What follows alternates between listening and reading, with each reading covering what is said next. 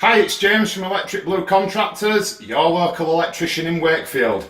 So today I'm going to show you a little bit of an instructional video on how to reset the RCD in an MEM consumer unit should it trip. So if we open the front of the consumer unit flap here, you'll see that the RCD on the right hand side is currently tripped. Now most people's instinct to reset this is to simply push it back up to the on position. But as you can see, that simply defaults back to the tripped position in the middle.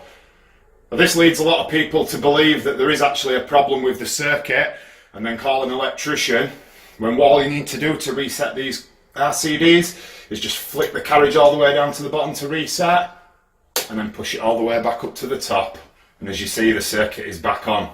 So I'll show you that one more time. If you trip it, you try and turn that back on, it just flicks back into the middle.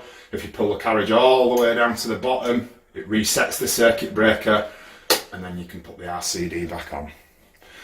If for whatever reason you find that it won't go back on after doing that, then you should consult an expert. If you're within the Wakefield area, call James for a personal response from Electric Blue Contractors.